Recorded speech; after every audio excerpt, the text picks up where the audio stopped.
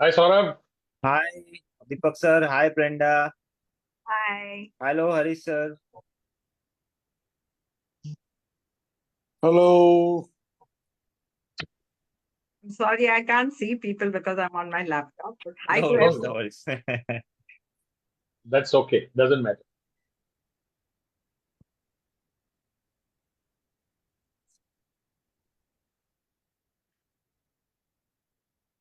So, hello, namaste, namaskar, good afternoon, welcome, good morning, maybe even good evening in whichever part of the world you are joining us from. My name is Deepak R. Khemani, and it gives me great pleasure welcoming you all to a landmark episode. Why do I say that? Today is our 275th non-stop Sunday Bloom Talk Show. Come rain or shine, online or offline, every Sunday since we started during the pandemic, we have been here speaking to people, speaking to authors, speaking to speakers, trainers, coaches, doctors, nurses, athletes, scientists. You name it, and they have graced our platform. So we've had world champions, we have Air Force pilots, we've got athletes who have represented the country 4 times in the Olympics, a scientist who has been to Antarctica twice. You name it, and they have been part of this show. Today, we have a very special guest who is joining us and someone who really needs no introduction. Out of the 275 episodes, I'm sure she must have attended at least 270 episodes of ours. She may have missed just a few when she wasn't feeling well. So she's a regular attendee. She's someone who we all learn from because of her experience. And today she is the guest on our show. And the topic of today's program, the future of jobs and careers, especially in today's day and age. So, before we start asking questions, taking her opinions, or learning from her, let me officially welcome you to the show, Brenda. Welcome. Thank you. This is also my 75th year. Wonderful. 275 episodes in her 75th year. God bless her, and then God bless us all. Let's deep dive into one. Tell us your life journey before I introduce a person who has spent the better 45, 50 years of her life in the corporate space. When I read out your bio, it will not do justice. So you go ahead, start. Tell us where you started. That 18-year-old girl or 21-year-old girl passing out from college, getting her first job, to retiring from one of the largest multinational companies in India. Share with us your journey. Starting off as a teenager, believe it or not, I was a very introverted teenager, and somebody who had a great inferiority complex because I had joined school only in class 4. So I was much younger in school and college than everybody else. And so while they looked like ladies, young ladies, ready to start their career, I was looking like as if I was just starting my teenage years. And if the conversation at home often used to be, nobody will give her a job. Even though I used to stand first in the class in school and college, uh, that was the conversation because they would, at home people would say she can't face people. But and that is why, in a way, I stopped at graduation. I said, why to waste more money? Let me see if I can get a job. I applied to 15, 20 companies and got every single job. And that's when I went and showed that file to my father. And after that, really, there has been no looking back from first being a sort of tuition teacher in college, today being a job search coach, having walked the executive career for 44 years in 4 companies, worked for MPs, worked for chairmen, worked with the who's who of industry for very many years, and then started joining in different functions and picked up different skills And then after I retired, went back at the instance of HUL to start a wholly owned subsidiary. And then is when I found that I had another purpose. And that is, if I couldn't get a job at that time, how difficult it was now in 2019 to get a job. So I volunteered with three NGOs and found my passion there. And that's what I'm here. I did a master's in training, and here I'm before you. Wonderful. Now, since the topic is job search, and you are a job search coach, and we are hearing a lot about company laying off people. Thousands of people are being laid off in one go. People are finding it difficult to, get jobs.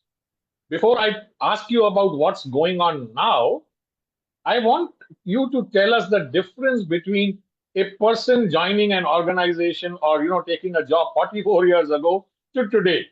In those days when you joined in a job, chances are you continued for the rest of your life till you retired, you get a pension, and then you live happily ever after. So tell us how it started, why it has changed, and how do people now live with that change? That's a very interesting question. But I must say it's a little difficult question because my job started in 1970 and ended formally in 2018. Now, 1970, India was a different country. It was a country of the license Raj, where Yes. not only jobs were difficult to get, it was scarcity of everything. If you wanted a landline, I guess you might remember, you would have to wait for a number of years, which is today's career lifespan. And even when I joined joined HUL 14 years later in 1984, there were very few plum jobs to get. It was only the Tatas, the ITCs, the Hindustan Levers. So if you got a job in one of these companies, it was worthy of a matrimonial advertisement. And I would say that, because it was difficult to get in, I remember I went through 3 written tests and 2 interviews. The final interview was with the whole board of HUL. Wow. No, but it's as difficult as it was to get in. Once you got in, you became life partners. Yes. You would. So it was like if you joined as a management trainee, then you would go into become a product manager, marketing manager, a VP in marketing, and so on. So it was a time when HR sort of charted your career, and it was a linear career. Then came, I think, the watershed moment of July 1991, and everything changed because now there were MNCs pouring into the country. There were more opportunities.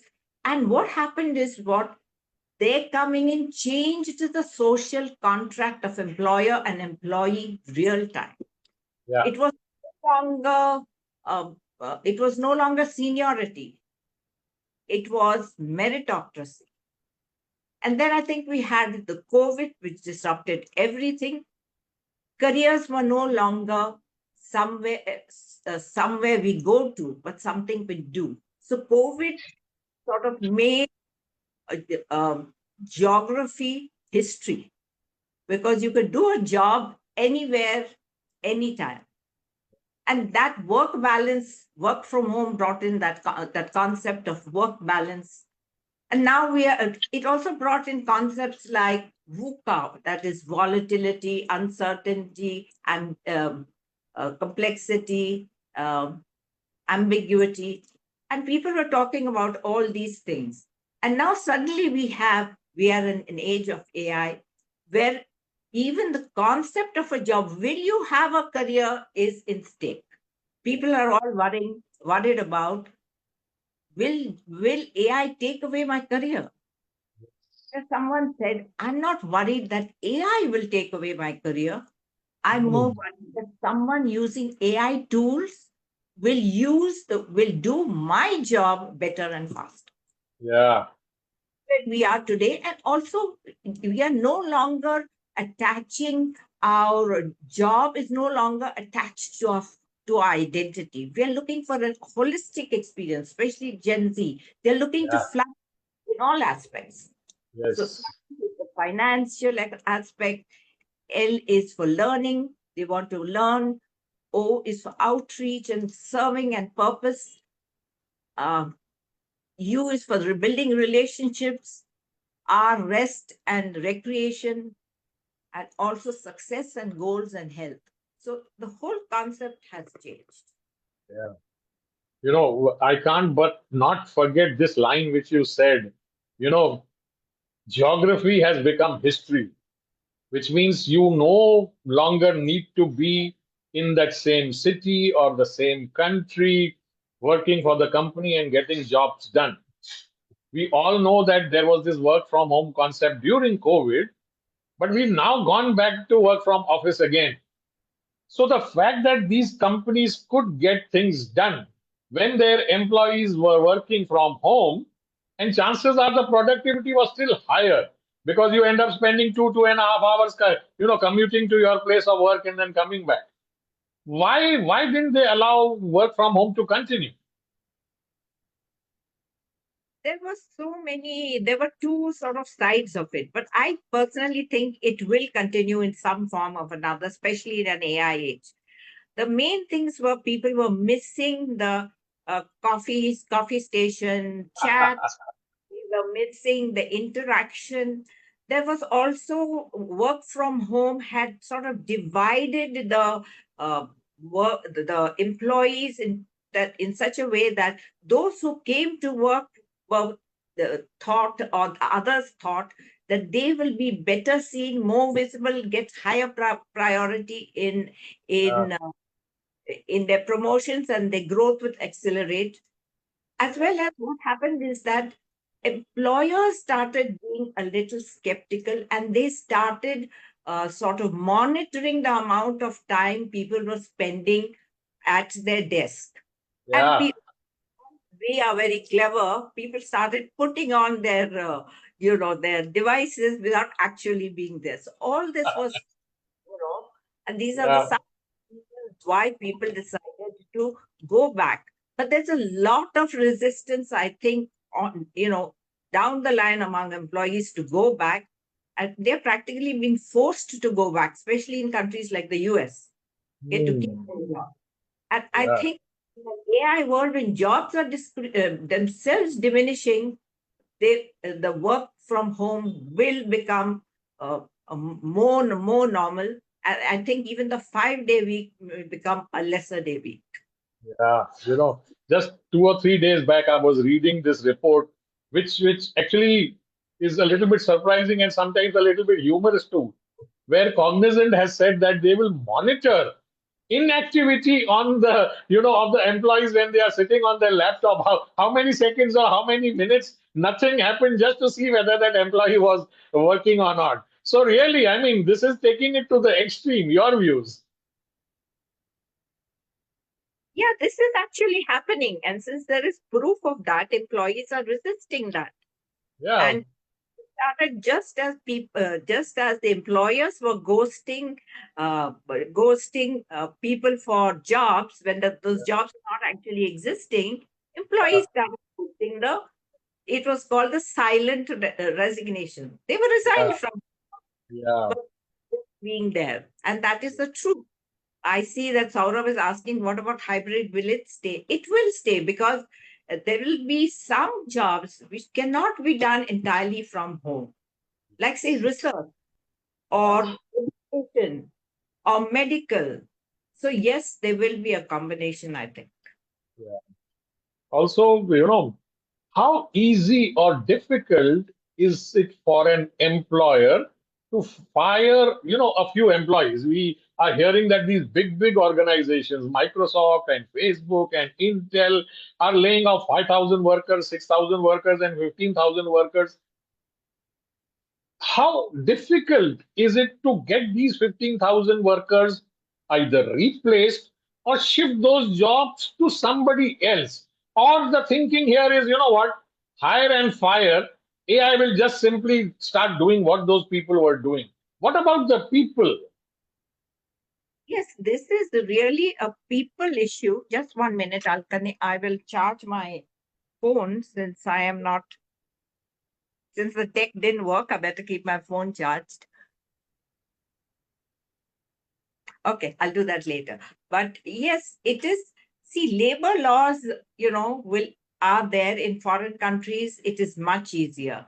And even here, some labor laws I guess, do not apply to this, to some industries. They have found it. I don't know the technicalities, but Yeah. basically they found it quite easy, and it has become easy because they're actually saying that these are mostly the lower jobs, as far as the 50,000 that went from IT, they were all the lower repetitive jobs. So those jobs Hmm. have gone. So then Yeah. what do and it's much more than 50,000. So, but Yes. there are some companies like Airbnb who have done it in a very, very empathetic manner. What's his name? The CEO is well known. It's a case study. Yeah. So, some have just, the way they do it also is a great thing. Some have just Hmm. gone next day and said that you're no longer there. Some have received Hmm. email or a voice message where Chesky, what he did is he held many seminars in advance, to tell employees with direct information all the time that this is going to happen. And on the day that he happened, it was a town hall where everybody was present. If you hear what he said, you will cry. He actually broke down. So there are Yeah. ways also in which people do it, but it is happening. So you, since you are a job search coach and you are meeting people, actual people, these are like mid-level, and a few of them are probably top level too, who are being laid off, and these are the people in the age of between 40 and probably 45, even 50. How difficult or easy it is for these people to, one, accept that you have been laid off from a company whom you gave your 25 or 30 years of your life, and to also accept the fact that chances are they may not get a job. It is very, very difficult. A job loss is considered in the research done equivalent to the loss of a loved one. So it is very difficult. And also there are many blocks which they have. No, they that one, it's a mindset block. Even if they're looking for jobs, they have to do it in a particular way. They have to self-reflect, see what they have done in the last 20 years. If you're say 40, realize that there's another 20 years to go. So Yes. yes, exactly. So they need to focus on transferable skills, or what we call deep skills, like communication, project management, time management, etc., which can be used in any job. So then they have to repurpose their resumes, their LinkedIn. Instead of using chronological resumes, they may use skill-based resumes. Yes. They where exactly they are looking for jobs and upskill in those areas. It is more important to if you have gaps because of this, you will have to show why you took those gaps, if you and what you did during the gaps. If you use the time to upskill or to pick up some new skills, that's acceptable. Or to look after caring, elder care, etc., that's acceptable. So these are the important things. Another block that people have is those who come from pedigreed education and pedigreed experience. They are the worst affected. What I mean is, if I've done an IIT, IIM, and then gone to had even foreign exposure with an MNC, then I have a sense of entitlement. Yes. And there's a resistance to change. If I say about building a LinkedIn brand, because if you're not on LinkedIn, according to Forbes, you're not in the digital space. Yeah. But if you say to them, they would say, Brenda, I'm not Windy Banga. I don't need, I don't need to be on social media. So these are the things, and there's also an unwillingness to accept a loss in salary, and there is a fear of failure. There's a fear of being sort of compared with others. but if they have a lot of strengths to see. The most important reason why they are not able to is they are not flexible. If Hmm. they are laid off, they become not flexible. I know one very senior banker from 2019. I've been telling him that can get other jobs. He's convinced he can only do a banking job. Senior vice president marketing, again from about 2020.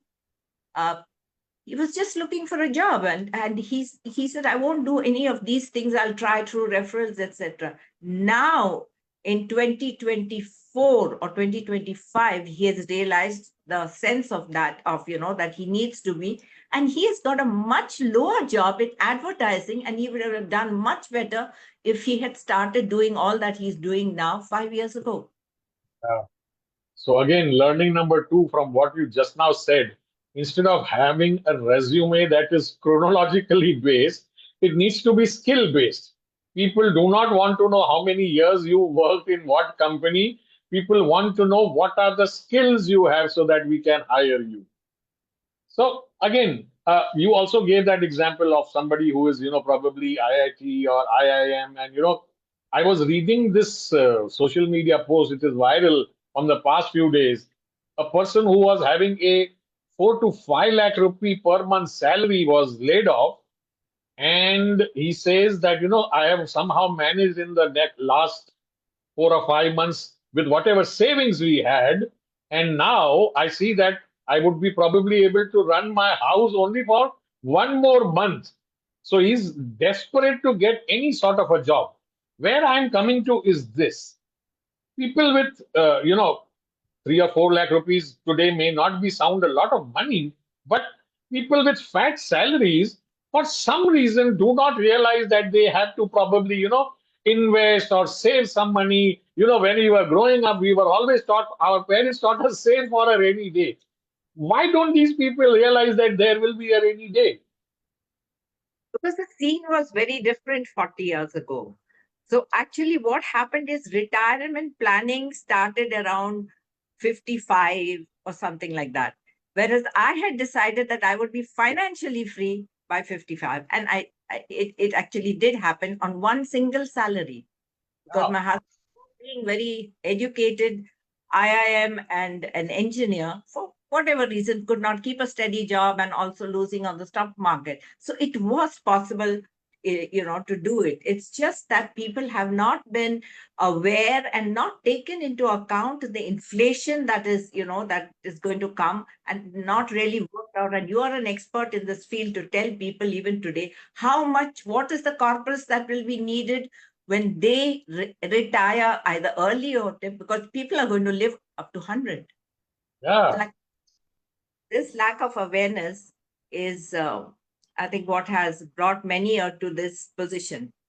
Yeah. Since you touched upon that, that was possibly going to be my next question to you. 30, 40 years ago, your life expectancy was around 70, 75. Today, the life expectancy is probably 85 and 90 plus. So, all of us are going to probably live for 10 or 15 years longer than we have planned. And imagine getting laid off at 45 and 48, not getting a job, and then worrying, how will I live the next 30, 40 years of my life? So clearly, this is not a very happy place to be. Coming to that, then we find that, older age people, people like you, me, people who have gray hair, in those years probably did one or maybe even two jobs. And once they found a stable job, that's where they retired at. Gen Z nowadays, when you get to meet people, they've changed 4 jobs in probably 1 year, just shifting from here to there, here to there, here to there. What is the mindset change from that day to today? I think people have realized that time and lifelong jobs, if they haven't realized, they need to realize. Only in one company, as I always say, that is in the graveyard. So people realize today that jobs are not full time. So that is why gig economy has come. People have started doing fractional jobs. They are doing Yeah, sometimes. So it is better that younger people, in fact, start investing in their financial freedom right from the beginning, and also keep picking up skills as they come, relentlessly, and also Yes. keeping up with their networks. That is also Yes. very important. Keeping up with all your achievements so that you can showcase them, and all your networks so that you can showcase you, because when you are without a job, who do you have? You have your alumni, right? Yes. Of years. You Yeah. have your 20 years. You have skills experience. What you don't have, what has changed is maybe the resume. The interviewing skills would have changed because now you're going to be interviewing to a chatbot first and then to a person. So staying updated like this and realizing that your career is a lifelong experience. You're no longer Mm. doing a job for a living, you're doing a job for life. Yeah, you're doing doing a job for life. I see Abhijit has joined in. Abhijit, if you can hear me, go ahead, unmute and ask your question. No, you can. I just joined, so I don't know the context. So I'm we will outside. ask you to join in a little bit later. Okay. So yeah, let's continue with.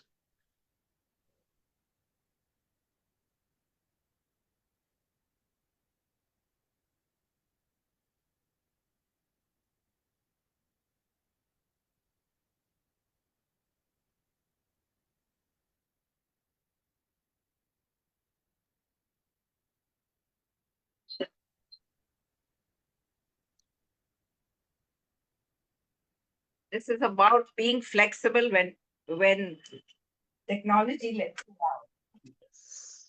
And it happens to all of us. But I didn't expect it today. But anyway, so No problem. that's Yes. okay. Yeah, go ahead. Go ahead. Yeah. Yes, we can see you now. So you touched upon AI. We spoke about the gig economy. We spoke about work from home, and we also touched a little bit upon what we are seeing that is happening in the last 4 or 5 years.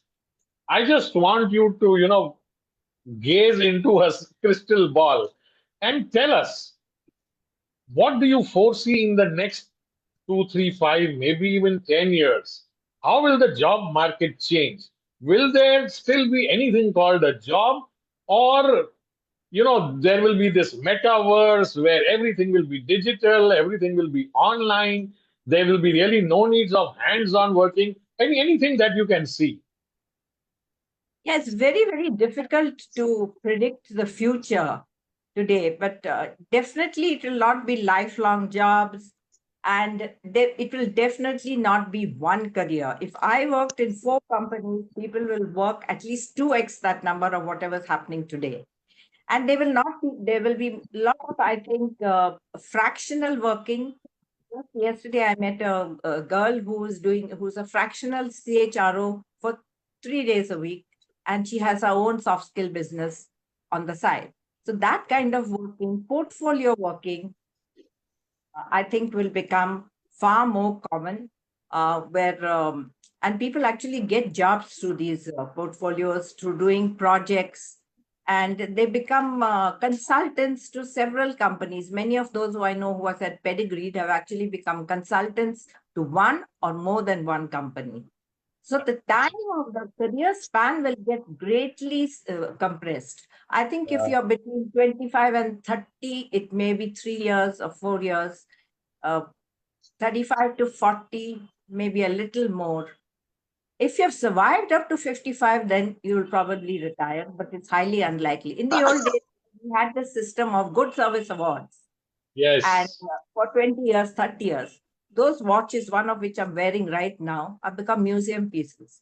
So that is going to be completely different. Also, skills, according to all the research we see, are changing every 2 years. So, what is relevant today? So maybe 5 skills you say, which is the top skills today, they're not going to be relevant in 2027.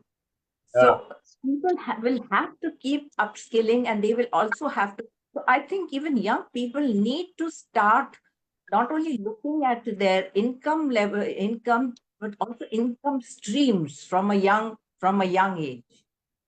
I know somebody who just passed out from IIM, and is working with an entrepreneurship, and he's very good at classical music. He Wow. earns more on classical music on Saturday, Sunday when the G20 or whatever had their concert in Delhi. He did a recital. He earns more on weekends than he earns in his job which he got to do his MBA. So that's the kind of Wonderful. changes that are happening. Yeah. You spoke about consulting, and So there is the this joke. Yeah. Yes, Abhijit, go ahead. Yeah, yeah, so yeah. do you think the job will also be in the present form, or will there be a different type of a contractual arrangement in future where, like a gig economy, they will hire you also with the Absolutely. condition that you can be sacked anytime, or you are Yes, free to leave anytime, you are free to come anytime as long as the work is done. So the job itself will be defined like an assignment. Abhijit, that is not the future, that is the present. Unilever announced already, I think 2 or 3 years ago, various options. You can work, they will give you 9 months off to try an entrepreneurship. They will give you even pay for your training. Maybe you can return, or they will give you only basically saying that 9 months of working is what we can assure you. So the contract will completely change. Yeah, scary. Yeah. It is Scary. scary. It Scary is and yeah, scary and opportunities too. Yeah. So, Deepak, aren't you feeling happy that we are now just past the retirement age? There are three gray-haired people whose cameras are on. You, me, it came on and it went off. So gray-haired people today are in a very, very happy place. Otherwise, when you say you are gray-haired, bola ye buda ho gaya hai. But here we are at a very, very happy place. Having said that, we are all evolving. We did what was right for us on that particular day or in that particular age. Today's youngsters, clearly they want to live their life. You only live once. There is YOLO and FOYO and FOMO and JOYO and what sort of acronyms are being thrown around nowadays. Uh, there is one more acronym which I'm trying to remember. Really, really good one, but came out recently, and I'll just come to that. She spoke about consulting. Nowadays the joke in the market is that if you don't have a job or a business or a profession, you call yourself a consultant. What are you doing? I'm in consulting. And I was reading an AI report just a few days back from one of these big AI companies. They said consulting as a job will disappear because of what AI can do. So, one, I want you to tell me how we are all using in AI in some form or another, but it is more of a hobby or a pastime or just to make some fun. How much has AI actually come into the workplace? And can you see the difference? Which means if you met somebody who told you, I lost my job due to AI, what does that AI do and how does it do it better than that person? The truth is that AI formal training only 17% of our people have, whereas 73% of people, companies have already started using AI. And just now, it's only the repetitive jobs which are going. But remember, all services are under threat. HR, finance, I'm talking of certain parts of them, finance, advertising, uh, call it any service. The only ones will be the blue collared workers like plumbers, and also even the divide between white collar and blue collar will change a lot. And I Yes. think they will be getting much higher salaries. And what are the ones which are sort of have a longer runway where, our cybersecurity, prompt engineering Mm. is becoming quite competitive. Yeah. Healthcare and pharma will be very important because by 2050, 333 million people will be reaching the age of 60. So we need Yeah. jobs, doctors, nurses. So yes, things are, it is changing in a lot in big ways, and these are Yeah. here to stay. Now we cannot exactly say how much. It all depends also to what what guidelines or guardrails are brought in by companies and countries to stop, to sort of use AI only ethically, or to use, if those guardrails are brought into place, things may change. Because you remember the founder of AI said that if when we come to ChatGPT 10, human race will cease to exist as we Please know it. exist. Yeah, and you spoke about blue collar workers, and I don't think I know anybody ever since we are growing up, even up to today, that what, I want to become a plumber or I want to become an electrician when I grow up. Having said that, Microsoft, and OpenAI, they released a list of occupations or professions or jobs that will not be impacted by AI. And all these blue collar jobs will never be impacted by AI, because if your bulb or your tube light or your fan is not working, you need an electrician, you need a plumber, you need a carpenter. I was reading online, somebody from the US or Canada had put up a post where they had a house of their own and they wanted to have that lawn cleaned up and all that. They said there is a waiting period of 6 months to get somebody who is capable enough, who's good enough to come and do your job. That is where blue collar workers, that is the demand which is there. So anything that you are doing manually, which requires physical labor, if an oil rig needs to come up in the North Sea, you still have to dig in the middle of the ocean, right? So that is something which is never going to go away.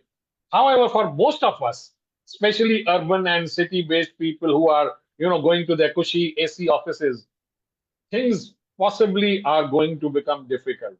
You spoke about skills. List two or three skills that are non negotiable today for any person, whether he or she may be people facing or not. Well, there are lots of lists going around as to these are the non-negotiable skills, but I find 4 or 5 of them are appearing in all the reports. And one of them is AI fluency. That is, you need to know at least one LLM and one AI tool which you are going to use in your industry. Hmm. Secondly, you need to be a T-shaped kind of skills, where you go deep into your niche area and also broad into adjacent areas or other areas. So any skill that you're picking up, you need to first think in which industry can this be used. So that is one. Then I think learning agility, since people are constantly learning. If you have any resistance to learning, you should be able to, in fact, resistance to unlearning, because you'll have to Yeah, ruthlessly unlearn, and yeah, of course pick up new skills as well. Sense making, they say. Now sense making is what, really? That's a term which came in, I think, in COVID. It is really critical thinking, because there is so much data available now with yeah, AI, but how to make sense of it, how to understand it, whether yeah, it is true or not, how to understand it in the contextual and cultural context. That kind yeah, of intelligence will be, I think, quite needed. Also, yeah. emotional intelligence. When the AI skills become more important, what happens is that the human skills become deep. So Yes. empathy and being able to regulate your own emotions, understand your emotions, building relationships with others. And I think here resilience is also comes in this area, because Yeah, all of us are going to make mistakes. So yes. as Sheryl Sandberg says, if you're not making mistakes, you're not making decisions. So even Yeah, leaders will make making mistakes. How yeah. quick and vulnerable will they be to bounce back? And so the command and control way of leadership is gone. And I think another one would be the very mother of all skills, which is communication. Education. Clear, crisp, and complete communication, because that is the foundation of all our skills. It is like, the melting pot of all, or the solvent of all problems. So it is Mm. foundational throughout. So these are the Yeah. 4 or 5 skills which are becoming, which is commonly being showed in various studies. Yeah. Wonderful. Another something which I just learned from what you said is that T-shaped, that skill, that learning. You need to have to go deep but you also need to be aware of the periphery, what is going on in and around here, so that you can match and upgrade yourself. I just want you to just answer this question for me. You know, jobs per se are in danger, which means something that gives you a salary on the first or the fifth of every month. However, a lot of people who are professionals, and you spoke about skills and soft skills, and you mentioned communication. Let me actually share this with you. We are all of us, in the space of professional speaking and communication. Someone invited me and asked me to take a small session on communication. Yesterday, for half an hour, I sat down with two or three LLMs, and I, was searching how to create a prompt. In less than half an hour, I have a printable, ready presentation specific to the target audience, which I am going to be speaking to, teaching them that particular skill within the communication space. So a lot of people who are soft skill coaches, or who are professionals, I'm saying these people are also being, in danger of losing their art and craft and their profession and possibly their livelihood. Your views. Absolutely. People teach, not hard school teachers, but coaches, life coaches, soft skills coaches. I don't know about public speaking because there is some personal elements there, but all these are under risk. But the people who are doing well, some of them are not aware that this is because the whole, you can get all this very in little, as you said, in 5 minutes, and you'll do a great presentation, right? But sometimes that little, you will be also adding a human element. You're not going to just take that what ChatGPT has given you and put it out there. There is a human sort of a review or uh, you know uh, use which you will tapering some of the things you will see with, because often these skills may not give you, of course you always do a fact check, but even if you do a fact check, I say that it is not always possible to give, so you will need people to sort of review to how you use the LLMs, what to put in the public space, what will be cybersecurity, what will be the reactions to what you're doing. But I am 100% agree with you that coaching, at the same time, a different type of a coaching will grow. But the normal run of coaches who we have today, I don't think they'll be required. Yeah. And I mean, at that point, this question is very, very important. You did a master's certification in training at the age of 68.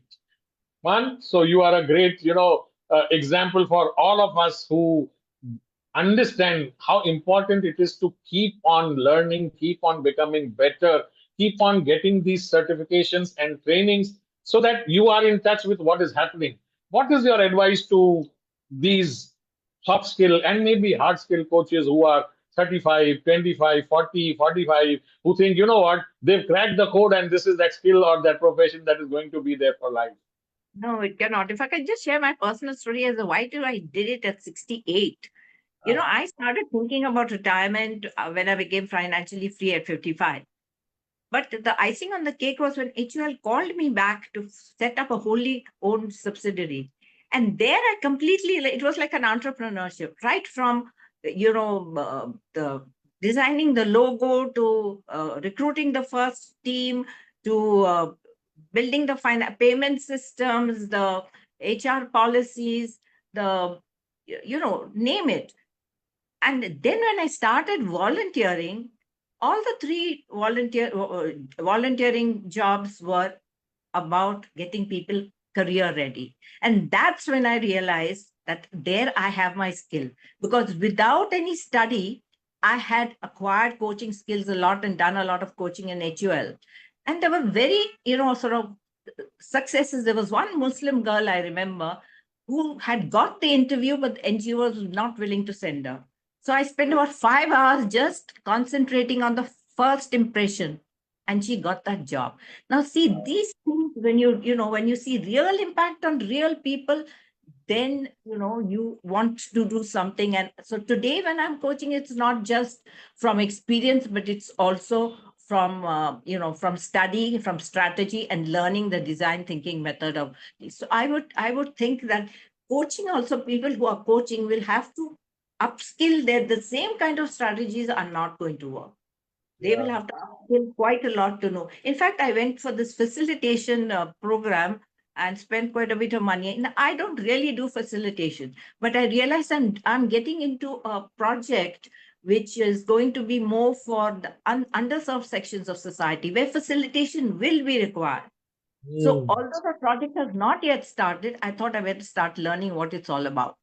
So I think it's not about 68 you did training at 75 you're learning facilitation. This will go on so long, and you keep learning eight. And I think here, as we grow older, we have one advantage which I realized when I was 60. I realized my brain had improved. So Yeah. this is something people need to take the gray haired people need to take advantage of. So there's a lot Yes. of research, mainly from I think it's University of Washington, which shows that the brain grows from 0 to 6, stops growing in sort of size, and second spurt starts at 60, and it can just go on.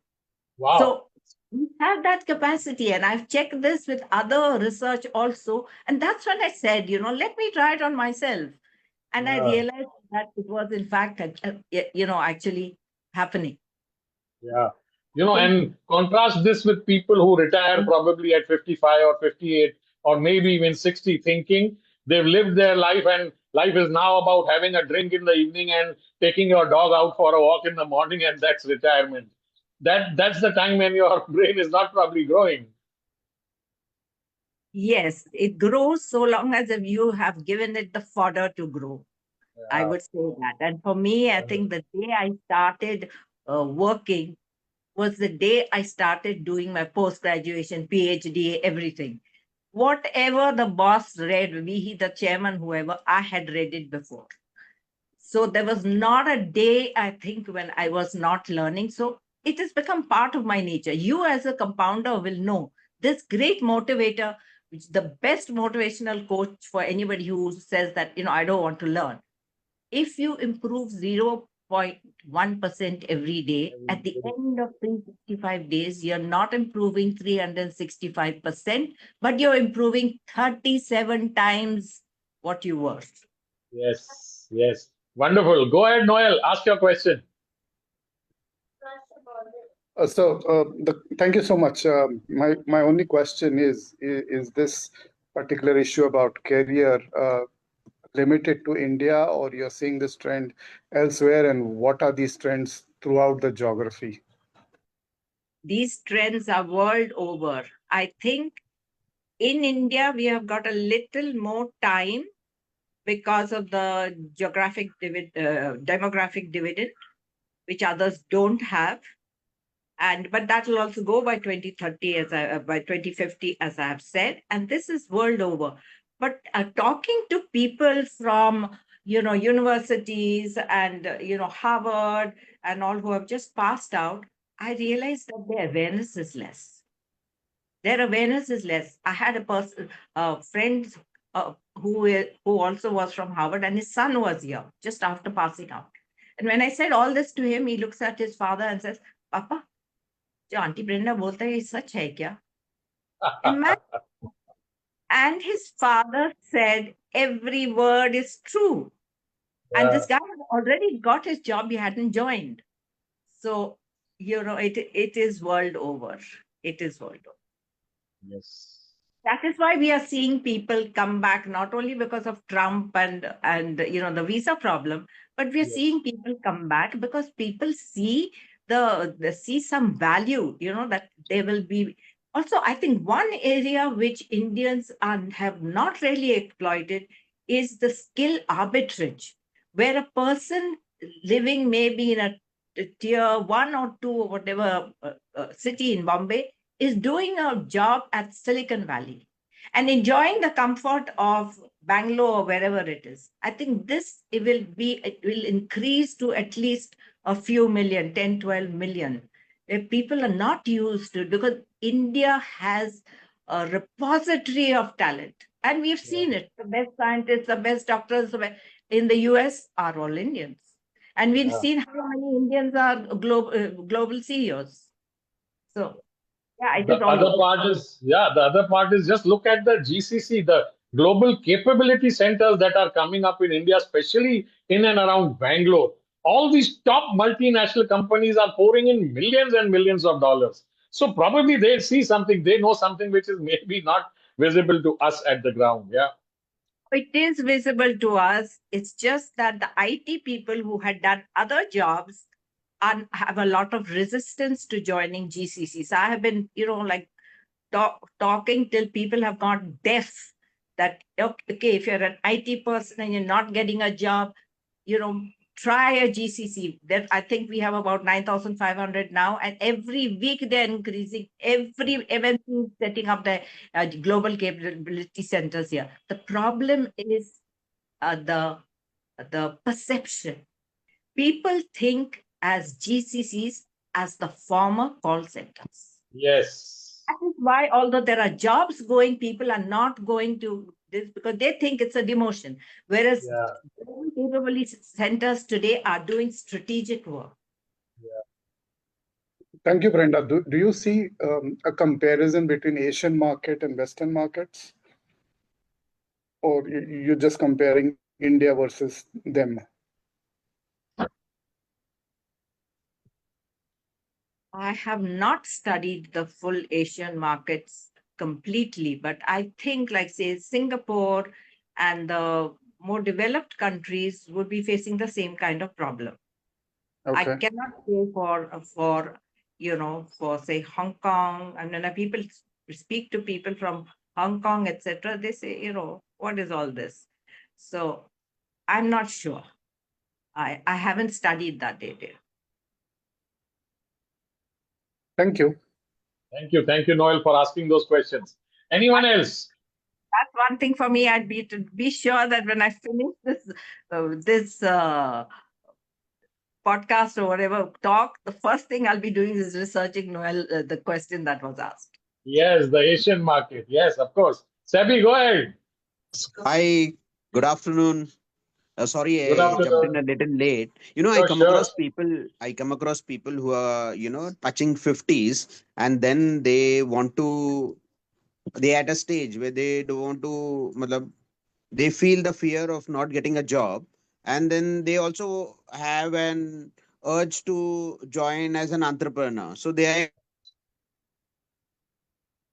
Yeah, you're asking a very relevant question, Sebi. I have many of my coaches who have done that. I always say, first of all, be aware of what you are doing. Don't make big leaps, go in only small steps.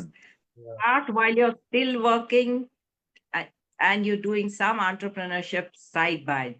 Evaluate your financial, sort of stability for how long, and that's not just 6 months of salary. In fact, right now I have one of the best coaches who made this wrong decision.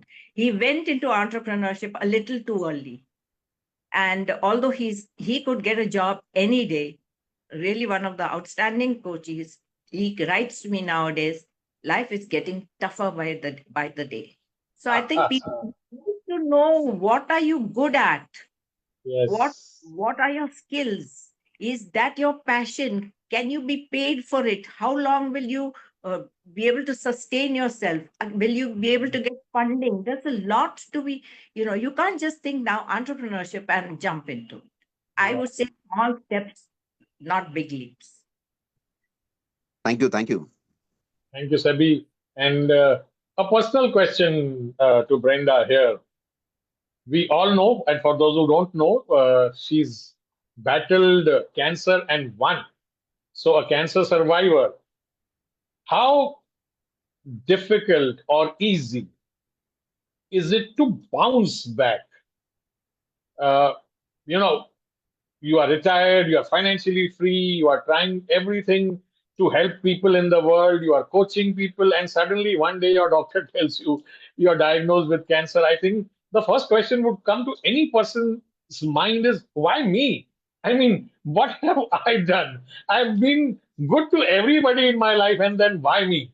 So just tell us a little bit about what you were thinking, how you went through that phase, and how happy you are now. That is one question I never asked.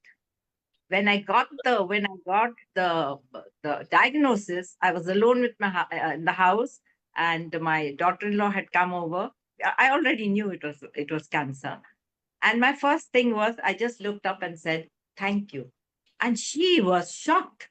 She said, "Mommy, what are you saying? Thank you." I would have been in tears, but I said no because this comes from a deep belief that everything that happens to me happens for a reason, and I will be given all the strength to go through that. So I knew that yes, I will be able to handle this. Also, I should say this resilience has come from a lot of challenges, deep challenges in my life. Being a single earner for the family, an occasion when my job was at stake, and I had a chance to speak out to the truth, or even at the face of losing my job. Another time when in HUL my shares were uh, misplaced or whatever, and it was people who knew me. The company could have realized, could have taken the view that I was complicit in that case, Hmm. but it did not. So that there have been so many challenges, and I believed that good would come of it, and a lot of good came. This house in which I'm living, a 3-bedroom house, I moved from a 1-bedroom. Of course, this was 2-bedroom for 8.5 years, but to a 3-bedroom house, and that happened in the time of my cancer. Many other things happened that in that time, many good things which I could say. I thought I was being blessed.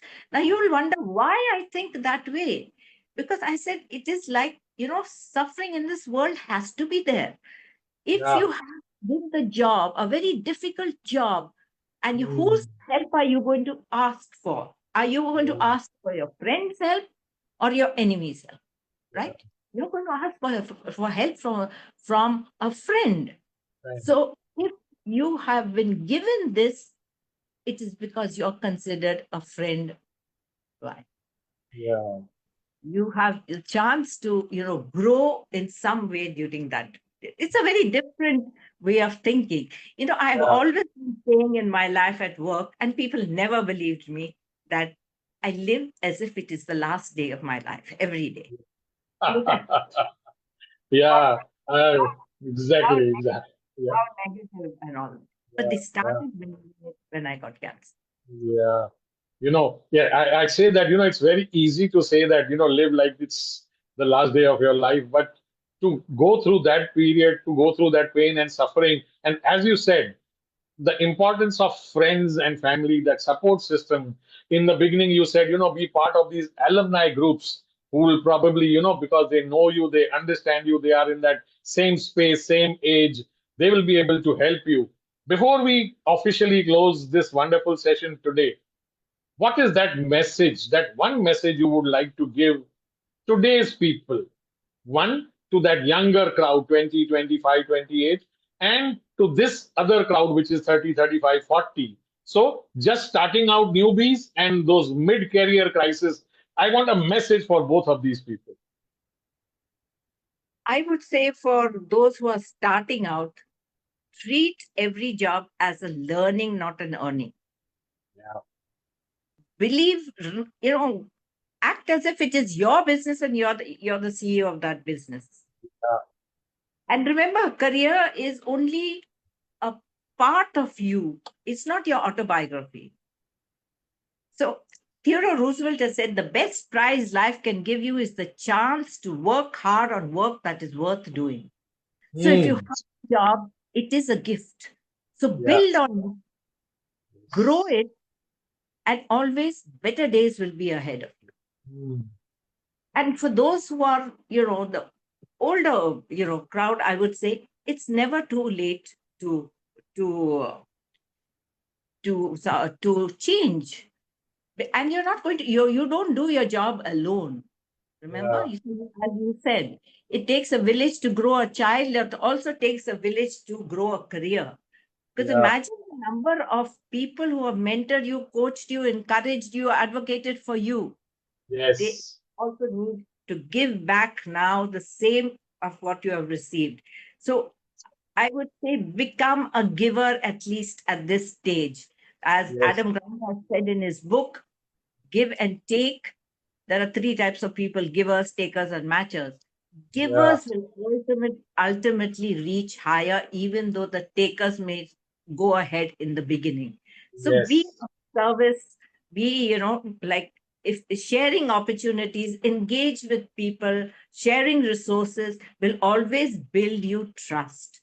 And if your career rests on trust, Yeah. and you will never be without a job, I think, if you have built that trust, Yeah. for your 20-25 years, and people will remember you for the impact. I see Yes. this not only when people talk to me, but we have these two ex-HUL groups, and every big groups, every month there are one or two deaths.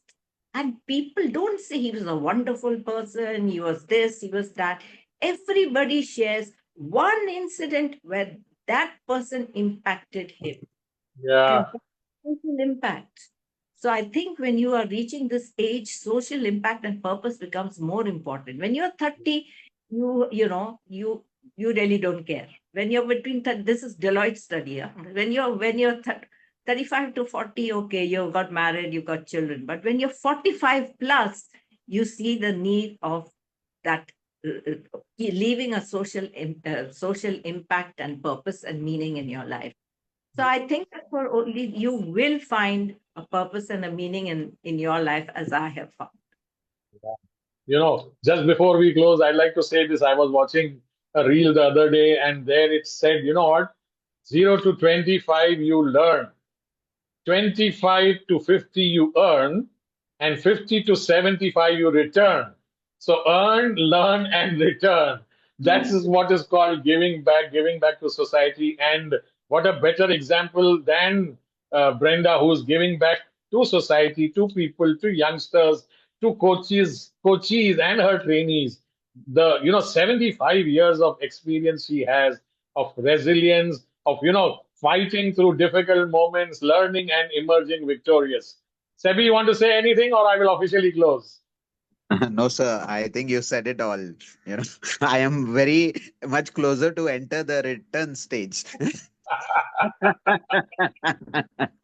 Well, your oils can always see to it that you always Yeah, feel well, that, that whatever you that's are why doing. that's why the book says turn back the age clock.